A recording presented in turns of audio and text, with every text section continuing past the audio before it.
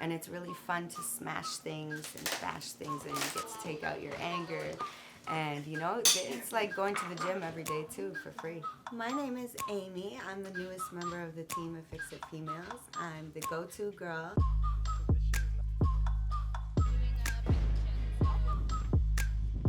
I got into construction about 10 years ago. I started working for a builder.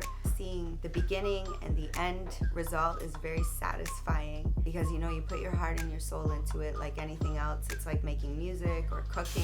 You know, it's like a mix, and then once it's all put together, the outcome is beautiful and makes you very happy with the work that you put in.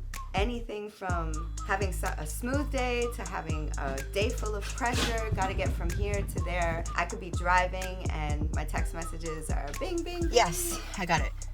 Like 20 times in a row. Or I could just have a smooth ride with no text messages. You do need the nail gun?